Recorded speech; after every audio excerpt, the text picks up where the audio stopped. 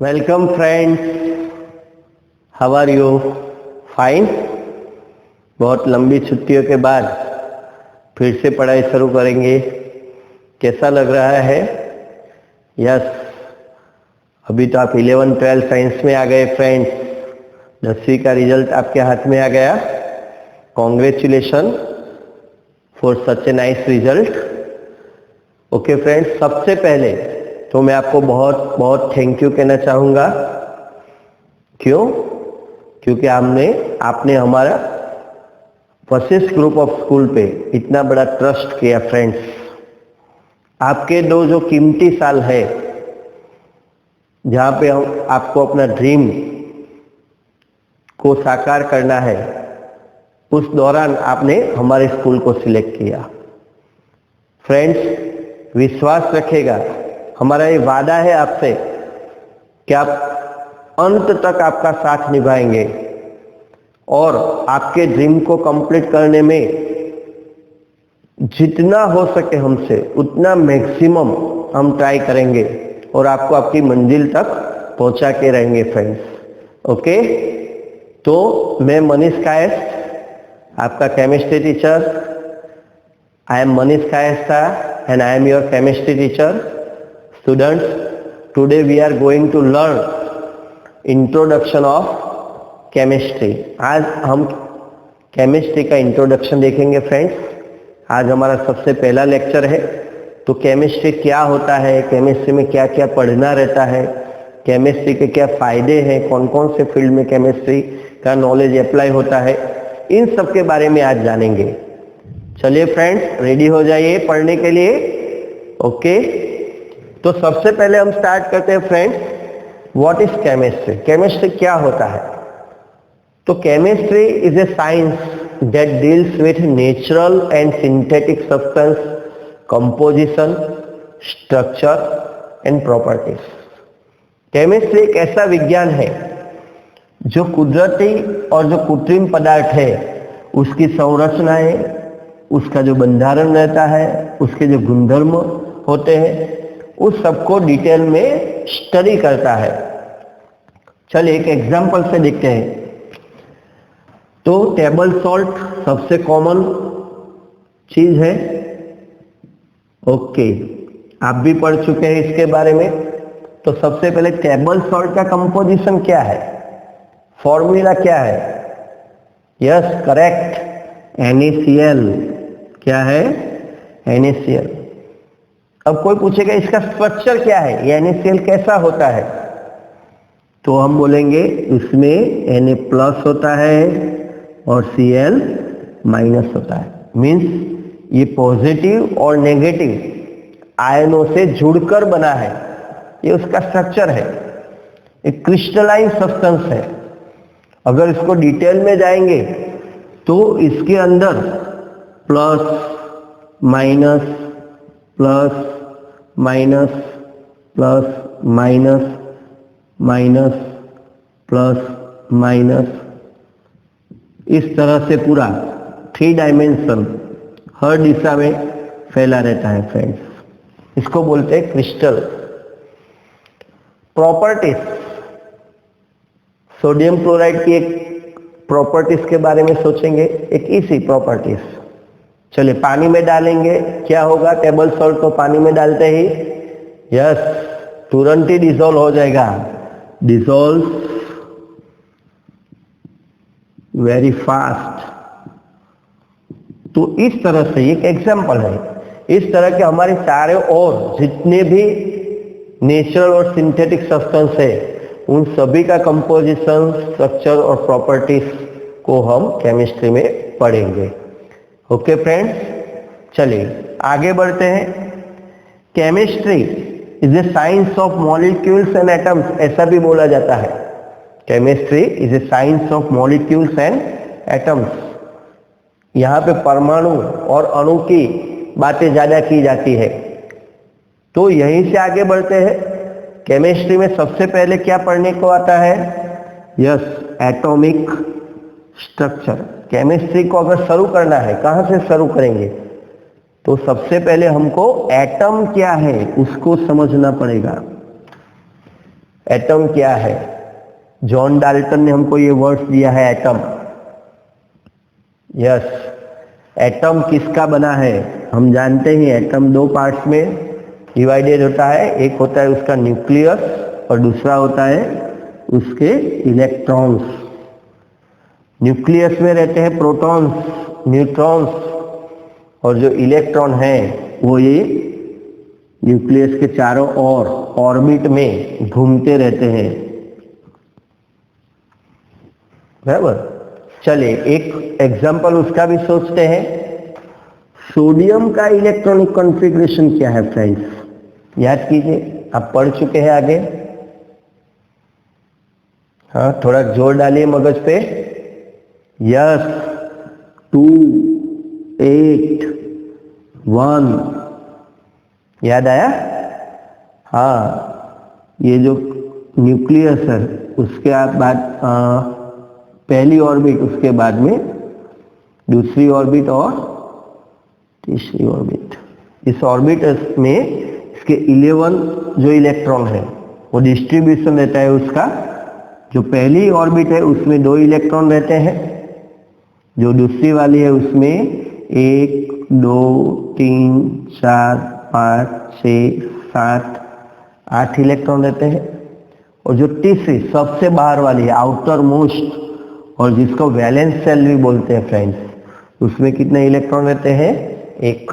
ऐसा हम पढ़ चुके हैं। और इसी तरीके से हम केमिस्ट्री में हमारे पास जितने 118 एलिमेंट्स हैं पीरियोडिक टेबल में, उस सब के इलेक्ट्रॉन कॉन्फ़िगरेशन को भी जानेंगे, और उसके न्यूक्लियस में कितने प्रोटॉन्स न्यूट्रॉन्स है उन सब का हम डिटेल में स्टडी करेंगे। ओके फ्रेंड्स, उसके बाद में हम केमिस्ट्री में पढ़ेंगे टाइप्स ऑफ बॉन्डिंग। ये जो एटम्स है वो अकेले नहीं रह सकते हैं। They doesn't exist in a single atom, as a single atom. तो क्या है, एटम्स को जुड़ के मॉलिक्यूल्स बनाने पड़ते हैं।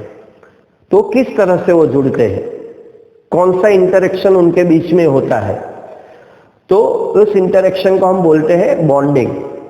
तो केमिस्ट्री में 2 टाइप का बॉन्डिंग बहुत फेमस है जो आप भी पढ़ चुके हैं। एक होता है आयनिक बॉन्डिंग और दूसरा होता है कोवेलेंट बॉन्डिंग। यस, एक एक एग्जांपल लेते हैं। आयनिक बॉन्डिंग का तो हमने अभी एग्जांपल लिया, क्या है फ्रेंड्स? Yes, NaCl। NaCl में Na+ और Cl-, 2 ऑपोजिट आयन के बीच में जो बॉन्डिंग होता है उसको हम बोलते हैं आयोनिक बॉन्डिंग। अब कोवैलेंट बॉन्डिंग के बारे में सोचते हैं तो शुगर C12H22O11। एक एग्जांपल लेते हैं। हम जैसे ही टेबल सॉल्ट को, नमक को पानी में डालते हैं तुरंत घुल जाता है फ्रेंड्स, लेकिन जब हम शुगर को पानी में डालते हैं तो क्या होता है, उतना जल्दी नहीं घुलता है। हमको स्टरिंग करना पड़ता है, हीट करना पड़ता है, तब वो धीरे धीरे से डिसॉल्व होता है। क्यों ऐसा होता है? क्योंकि यहाँ पे आयनिक बॉन्डिंग है, जो पानी में बहुत जल्द दोनों आयन सेपरेट हो जाते हैं। लेकिन यहाँ पे कोवैलेंट बॉन्डिंग में जो एटम्स जुड़े हुए हैं वो इतने जल्दी सेपरेट नहीं हो पाते हैं।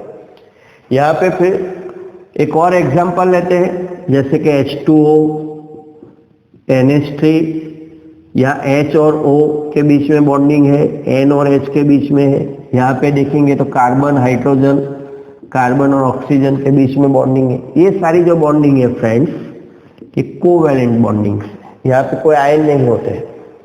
इसीलिए ये जो सारे सब्सटेंस है उनका नेचर आयनिक बॉन्डिंग से अलग होता है।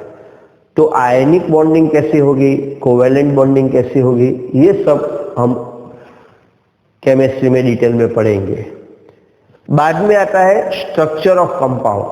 स्ट्रक्चर का क्या इंपॉर्टेंस है, एक बहुत बढ़िया उदाहरण से हम इसको सीखेंगे फ्रेंड्स।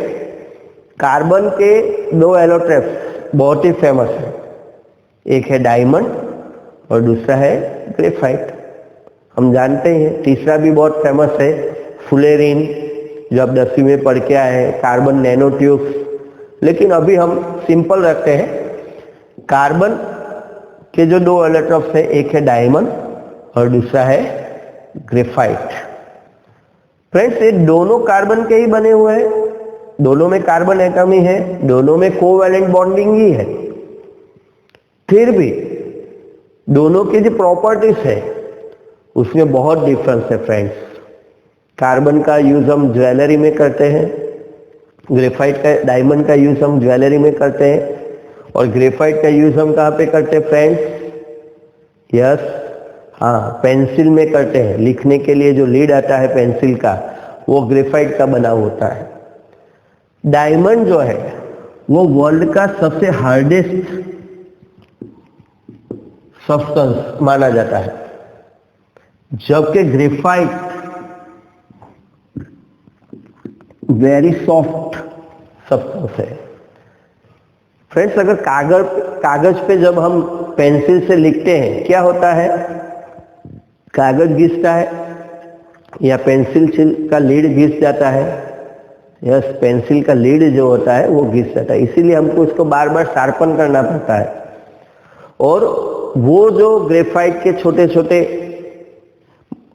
मॉलिक्यूल्स, एटम्स है, जो छोटे पॉइंट है, वो कागज में रह जाते हैं, उसी से हम उस लिखाई को पढ़ पाते हैं। तो ग्रेफाइट बहुत ही सॉफ्ट होता है, कागज से भी सॉफ्ट होता है, इसीलिए कागज पे जब हम ग्रेफाइट से लिखते हैं तो वो घिस जाता है।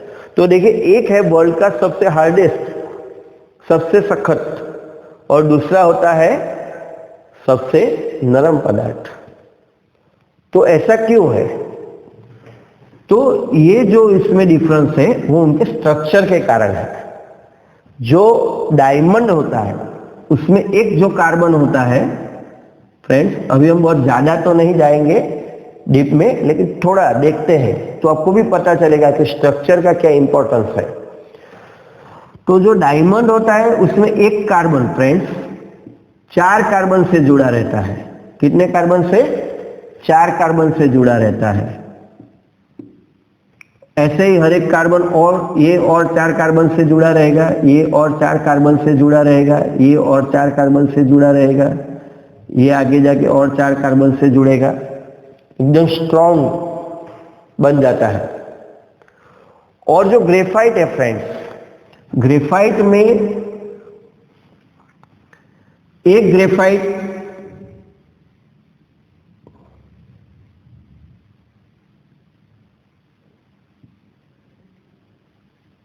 का जो एटम है वो 3 कार्बन के एटम से जुड़ा हुआ होता है। कितने फ्रेंड्स? 10, 1, 2 एंड 3। तो यहाँ पे ये एक कार्बन 4 कार्बन से जुड़ा है, यहाँ पे एक कार्बन 3 कार्बन से जुड़ा है। बात छोटी लगती है, लेकिन देख लीजिए उसका जो स्ट्रक्चर है पूरा चेंज हो जाता है, और इसकी वजह से उसकी प्रॉपर्टीज भी सारी चेंज हो जाती है। ओके फ्रेंड्स, लास्ट में हम केमिस्ट्री में प्रॉपर्टीज ऑफ कंपाउंड्स देखते हैं, मतलब कि हमारे पास जितने भी कंपाउंड्स हैं उसकी प्रॉपर्टीज क्या है, और वक्त के साथ साथ उस प्रॉपर्टीज में क्या चेंजेस होते हैं उसको देखते हैं। चलिए इसके भी 1-2 एग्जांपल देखते हैं। पानी में अगर आपने सोडियम को डाला, क्या होगा? 10वीं में हम पढ़े हैं।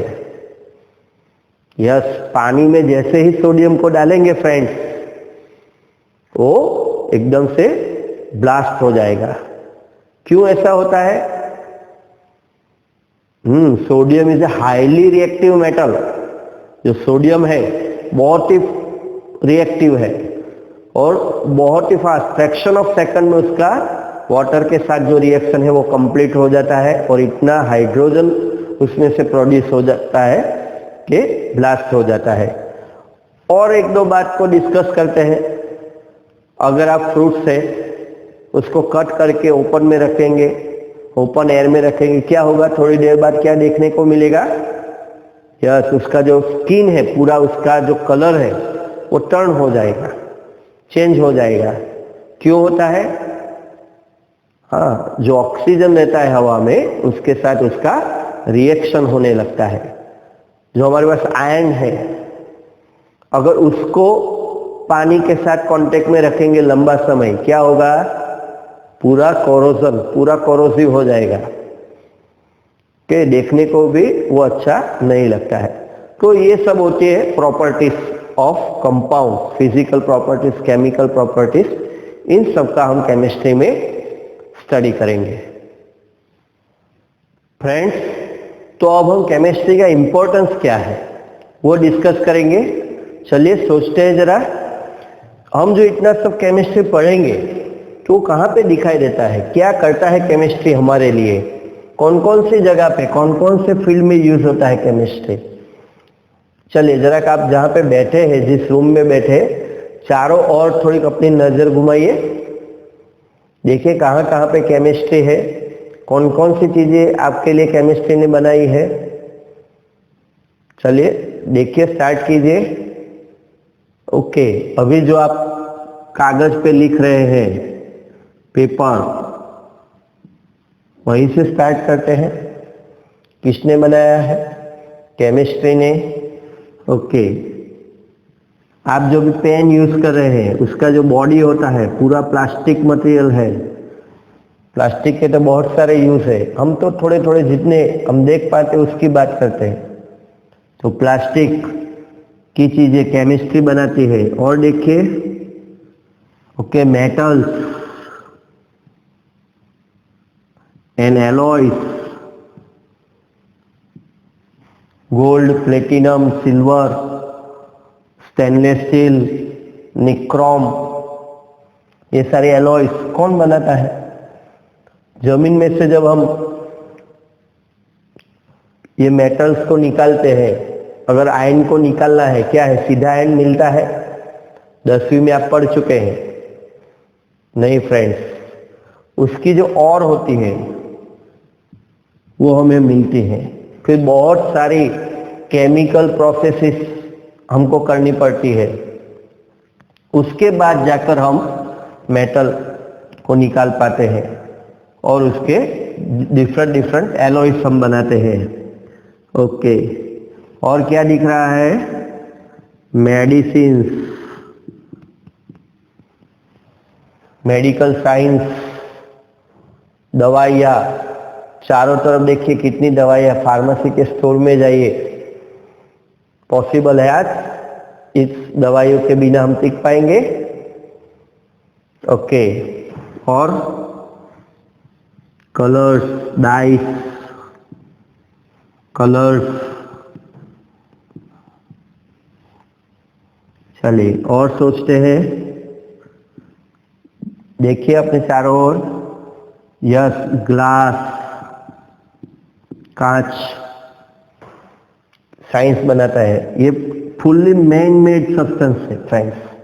ग्लास है, प्लास्टिक है, वो नेचुरल कंपाउंड नहीं है, सब हमने बनाया, मैन मेड आर्टिकल्स है ये सब। और देखिए बहुत कुछ मिलेगा, अभी तो ये कुछ लिखा ही नहीं है।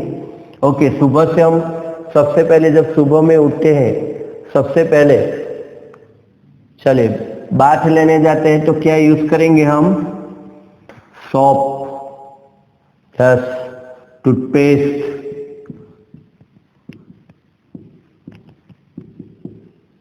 ओके, कौन बनाता है? केमिस्ट्री। ये हर एक चीज केमिकल से बनी होती है। अपना जो पूरा ह्यूमन बॉडी है फ्रेंड्स, ह्यूमन बॉडी, जितने भी लिविंग थिंग्स है, वो सब में जो केमिकल प्रोसेसेस होते हैं, सब में केमिकल्स होते हैं। पूरा हमारा जो बॉडी है वो लाखों तरह के केमिकल से बना हुआ है। डिसीज क्या होते हैं? अगर मुझको हेडेक हो गया, स्टमक हो गया, तो क्या होता है ये सब? यस, केमिकल इम्बैलेंस होता है। शरीर में अगर कोई केमिकल बहुत धीरे धीरे बन रहा है या बहुत फास्ट बनने लगा है, दोनों तरह से प्रॉब्लम हो सकते हैं, डायबिटीज जैसे रोग है। तो ये सब पूरा ह्यूमन बॉडी, इसी तरह से जितने भी लिविंग सारे हैं, उन सब का बॉडी किससे बना हुआ होता है? केमिस्ट्री से बना हुआ होता है। और और कुछ देखिए। ओके, आपको दिख रहा है फैन, एसी, फ्रिज। तो पहले ऐसा लगता है कि ये सब तो सर फिजिक्स से बनाया है। ओके, फिजिक्स से बनाया है, मैं ऐसा नहीं बोल रहा हूं कि केमिस्ट्री ही सब कुछ है, लेकिन केमिस्ट्री बहुत कुछ है। तो फैन बनाने के लिए जो उसकी ब्लेड बनाने के लिए, उसकी मोटर बनाने के लिए जो कॉपर चाहिए, एसी में आप तो जानते हैं उसको ठंडा रखने के लिए जो गैस चाहिए, कूलेंट चाहिए, फ्रीऑन गैस चाहिए, फ्रिज को भी ठंडा रखने के लिए उसमें जो कोल्ड होता है, जो ठंडक होती है, उसको प्राप्त करने के लिए गैस चाहिए। पढ़े भी होंगे आप शायद, फ्रीऑन गैस रहती है जो कूलेंट के तौर पे होती है। अगर ये सब नहीं होता तो ये सब नहीं बन पाते। बिल्डिंग मटेरियल पूरा देख लीजिए, सीमेंट, आयरन रोड्स, ये सब ऐसे तो गिनने जाएंगे चारों ओर, कुछ भी देख लीजिए, कुछ भी आप, सब कुछ केमिस्ट्री से बना हुआ है। मैं ऐसा भी नहीं कहता हूं फिर से कि केमिस्ट्री ही हर जगह है और कुछ नहीं, फिजिक्स भी है, बायोलॉजी भी है, सब कुछ है। लेकिन कोई ऐसी चीज आप ढूंढ के बताइए जो केमिस्ट्री ने न बनाई हो। फिर इससे आपको पता चलेगा कि केमिस्ट्री का फील्ड कितना वास्ट है। केमिस्ट्री अगर आप अच्छे से पढ़ेंगे तो बहुत सारी चीजें फ्यूचर में आपके लिए समझना, आपके आपके आजू बाजू जो कुछ बन रहा है वो सब समझना आपके लिए एकदम आसान हो जाएगा। ओके फ्रेंड्स, तो यहाँ पे रखते हैं हम, इतने बहुत कुछ लिख सकते हैं। मैं तो ऐसा बोलता हूं केमिस्ट्री इज एवरीवेयर। जो हम संस्कृत में बोलते हैं अत्र तत्र सर्वत्र, here and there, everywhere chemistry. Chemistry हर जगह पे है फ्रेंड्स, क्योंकि केमिस्ट्री क्या बोलता है, हर चीज किससे बनी है, एटम्स से बनी है, बराबर। तो कोई भी चीज ऐसी नहीं है जो एटम्स के बिना बनी हो। तो केमिस्ट्री तो हर एक में रहेगा, तो केमिस्ट्री तो पढ़ना ही पड़ेगा हमको अगर इन सब चीजों के बारे में जानना है तो। ओके, तो इससे हमको पता चलता है कि केमिस्ट्री का इंपॉर्टेंस कितना है। बिना केमिस्ट्री के हम साइंस में आगे नहीं बढ़ सकते हैं। अब थोड़ा हम देखें ब्रांचेस ऑफ केमिस्ट्री। केमिस्ट्री में कौन कौन सी ब्रांचेस की हम स्टडी करेंगे। तो सबसे पहला है friends inorganic chemistry.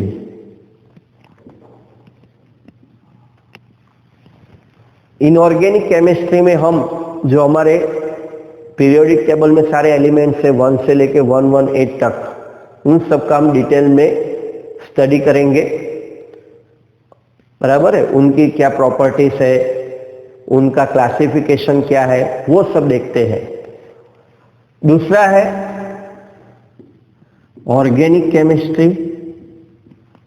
Yes, organic chemistry किसके साथ डील करता है, यस, कार्बन और उसके हाइड्रोजन और अदर जो एलिमेंट्स है O, N, S, इन सब के साथ जुड़कर मेनली रहता है कार्बन और हाइड्रोजन, और बाकी के सारे एलिमेंट्स है और ऑक्सीजन, नाइट्रोजन, सल्फर, इन सब के साथ जुड़कर एक बहुत बड़ा वर्ल्ड क्रिएट हो जाता है। 10वीं में से थोड़ा याद करें फ्रेंड्स। हाँ बोलिए, ऑर्गेनिक केमिस्ट्री में क्या हम पढ़े थे, यस, अल्केन्स, याद आया, अल्केन्स, अल्कीन्स। ओके, तो ये सारा, और जो अभी हम बात कर रहे थे, सॉल्ट है, शुगर है। शुगर तो हम उसको ऑर्गेनिक में पढ़ेंगे, लेकिन सॉल्ट है, NaCl है, और उसके जैसा जितना भी मटेरियल है उन सब का स्टडी हम इनऑर्गेनिक केमिस्ट्री में करेंगे। फ्रेंड्स, बाद में रहता है physical chemistry. Physical chemistry, physical chemistry में हम फिजिक्स की जितनी भी क्वांटिटीज है उन सबको, जैसे कि टाइम है, वेलोसिटी है, वेट है, डेंसिटी है, इन सबको केमिस्ट्री के साथ जोड़ेंगे और केमिस्ट्री की सारी कैलकुलेशंस को हम कंप्लीट करेंगे। कैलकुलेशन का भी बहुत बड़ा रोल होता है फ्रेंड्स। आपने 9वीं में पढ़ा होगा, 9वीं कक्षा में मोल कॉन्सेप्ट, याद आया फ्रेंड्स? मोल कॉन्सेप्ट, यस वही 6.022 इंटू 10⁻23 वाला। तो बहुत सारे जो फिजिक्स की क्वांटिटीज है, हीट है, इलेक्ट्रिसिटी है, उन सबको केमिस्ट्री के साथ रिलेट करेंगे और उनका पूरा स्टडी हम फिजिकल केमिस्ट्री में करेंगे। और 2 केमिस्ट्री फ्रेंड्स, एक है, चौथा हम बात करें तो एनालिटिकल केमिस्ट्री, एनालिसिस। अब 11th-12th साइंस में क्या होगा, सिर्फ आप क्लासरूम में नहीं पढ़ेंगे, आपको लैब में जाना होगा, आपको खुद से प्रैक्टिकल करना होगा, सारी बातों को प्रैक्टिस करके रियली में अप्लाई करना होगा नॉलेज को, उसको हम बोलेंगे एनालिटिकल केमिस्ट्री, जो लैब में हम सीखेंगे। और 5वां है एनवायरनमेंट केमिस्ट्री फ्रेंड्स। उसमें क्या होता है, yes greenhouse effect, acid rains. तो हमारा जो एनवायरनमेंट है उसको बिगाड़ने में भी केमिस्ट्री का बहुत बड़ा रोल है। लेकिन फ्रेंड्स, जो एनवायरनमेंट है उसको क्लीन भी कौन करेगा? यस, केमिस्ट्री ही करेगा। तो किस तरह से केमिस्ट्री को हम यूज में लाएंगे और ये सब पॉल्यूशन को खत्म कर सकते हैं, ये सब हम एनवायरनमेंट केमिस्ट्री में पढ़ेंगे। ओके फ्रेंड्स, तो अब हम लास्ट पॉइंट पे आ जाते हैं, एग्जाम ओरिएंटेड इंपॉर्टेंस। ये सब तो देख ही लिया कि लाइफ में कितना इंपॉर्टेंस रहता है, लेकिन हमको तो एग्जाम देना है, अभी पढ़ना है, तो थोड़ा एग्जाम के बारे में भी नॉलेज ले लेते हैं। ओके, तो ज्यादातर हमको 2 तरह की एग्जाम देनी होती है। एक होती है बोर्ड एग्जाम और दूसरी होती है कॉम्पिटिटिव एग्जाम्स फ्रेंड्स। चलिए थोड़ा थोड़ा, बहुत ज्यादा अभी डिटेल में नहीं जाएंगे, थोड़ा थोड़ा देखेंगे जिससे आपको समझ में आए कि आपको कैसे प्रिपरेशन करनी है। तो जो बोर्ड एग्जाम होती है, जो हमारे 12th के बाद रहती है, बराबर 12th के बाद आएगी, आफ्टर 12th, और उसमें 100% रिटन एग्जाम है फ्रेंड्स, ये ध्यान रखिएगा। यहाँ पे कोई एमसीक्यूज नहीं है, सब कुछ लिखना है। 1 मार्क से लेकर 1 मार्क, 2 मार्क, 3 मार्क, 5 मार्क्स के वेरी लॉन्ग आंसर भी आपको लिखने हैं। अगर इसकी तैयारी करनी है बोर्ड एग्जाम की, तो आपको बहुत सारी, ढेर सारी रिटन प्रैक्टिस करनी पड़ेगी फ्रेंड्स, इसके बिना पॉसिबल नहीं है। बहुत लिखना पड़ेगा 11th और 12th साइंस में। हम जितना भी पढ़ाएंगे वो सभी थियरीज को आपको 1 या 2 बार तो लिखनी है। अगर टाइम मिलता है, जैसे 11th में ज्यादा टाइम मिलता है तो 2 बार लिखिए। लिखने से आपकी स्पीड भी बढ़ेगी और आप उसको अच्छी तरीके से एग्जाम में याद रख पाएंगे। ओके, बिना राइटिंग प्रैक्टिस के आप बोर्ड में अच्छा नहीं परफॉर्म कर पाएंगे। आपने 10वीं में ये देख ही लिया होगा। ओके, अब आ जाता है कॉम्पिटिटिव एग्जाम। तो कॉम्पिटिटिव एग्जाम में अभी 2 के बारे में हम डिस्कस करेंगे। एक होता है जी का एग्जाम और एक होता है नीट का एग्जाम। मैथ्स वाले जो बच्चे होते हैं वो जी का एग्जाम देंगे, बायोलॉजी जिन्होंने लिया है वो नीट का एग्जाम देंगे। अभी हम सिर्फ केमिस्ट्री के बारे में ही देखेंगे फ्रेंड्स। तो जो जी का एग्जाम है उसमें 25 क्वेश्चंस रहते हैं और जो नीट का एग्जाम होता है उसमें 45 क्वेश्चंस रहते हैं फ्रेंड्स। और यहाँ पे हर क्वेश्चन का आपको करेक्ट आंसर का 4 मार्क्स मिलता है। तो जी का पेपर आपका केमिस्ट्री का हो गया 100 मार्क्स का, और नीट का पेपर इस तरह से सोचेंगे तो 180 मार्क्स का आपको लिखना है। दोनों में टाइम ड्यूरेशन आपको मिलेगा 1 आवर ओनली। तो यहाँ पे आपको लगेगा कि यहाँ पे तो कम क्वेश्चन अटेंड करने हैं, ऐसा नहीं है फ्रेंड्स। लेकिन यहाँ जो क्वेश्चन होते हैं ना, वो कैलकुलेशन पार्ट उसमें ज़्यादा रहता है। यहाँ 2 से सवा 2 मिनट आपको मिलता है क्वेश्चन अटेंड करने के लिए, लेकिन बिना कैलकुलेटर के आपको सारी कैलकुलेशंस करनी है, इसलिए टाइम भी ज़्यादा रहता है। और यहाँ थियोरिटिकल क्वेश्चंस ज़्यादा रहते हैं। कैलकुलेशन वाले भी होते हैं, लेकिन वो एक स्टेप के ही ज़्यादातर होते हैं, बहुत कम होते हैं। यहाँ हर 1 मिनट में आपको एक क्वेश्चन करीबन सॉल्व करना होता है। तो फ्रेंड्स, जितना आपका बेस, जितना आपका फंडामेंटल स्ट्रॉन्ग होगा, उतना ही ज़्यादा आप इस एग्जाम में परफॉर्म कर पाएंगे।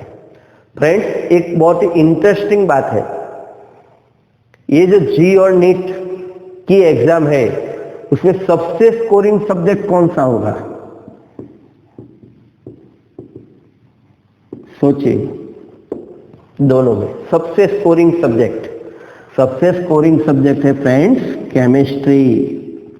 यस, किसी भी को भी पूछ लीजिए आप, जो पिछले प्रीवियस ईयर स्टूडेंट्स हैं उनको भी पूछ लिए, सबसे इजी, सबसे ज्यादा मार्क्स लेने वाला सब्जेक्ट है केमिस्ट्री। ये एग्जाम ओरिएंटेड इंपॉर्टेंस है फ्रेंड्स। अगर आपको मेडिकल में जाना है, इंजीनियर बनना है और एकदम टॉप करना है, तो सबसे ज्यादा मार्क्स आपको केमिस्ट्री देगा फ्रेंड्स। और इसके लिए, इन सब की प्रिपरेशन के लिए आपको बिल्कुल कोई टेंशन नहीं लेना है। इसका पूरा सिस्टम, किस तरीके से कब बोर्ड की एग्जाम्स की तैयारी करनी है, कब जी नीट की एग्जाम की तैयारी करनी है, दोनों को साथ में मिलाकर कैसे तैयारी करनी है। जी नीट में और एक चैलेंज भी रहता है, वो है 11th और 12th दोनों को साथ में लेकर चलना पड़ता है, दोनों का सिलेबस होता है। और यहाँ पे सिर्फ 12 का सिलेबस रहता है। लेकिन हमारे वशिष्ठ में ऐसा डिजाइन किया गया है पूरा क्यूरिकुलम कि आपको कुछ प्लानिंग करने की जरूरत नहीं, पूरा प्लानिंग हम देंगे, पूरा मटेरियल हम देंगे। आपको क्या करना है, सिर्फ जितना कहा जाए उसको टाइम लिमिट में कंप्लीट करना है। अगर वो आपने कर दिया तो आप 100% सक्सेस प्राप्त करेंगे फ्रेंड्स। ओके फ्रेंड्स, तो आज हमने केमिस्ट्री क्या है, केमिस्ट्री की इंपॉर्टेंस क्या है, कितने तरह की केमिस्ट्री की ब्रांचेस होती है, एग्जाम में केमिस्ट्री का क्या रोल है, ये सब डिस्कस किया। आगे जब हम मिलेंगे तो केमिस्ट्री का नया चैप्टर शुरू करेंगे। Goodbye friends. ओके।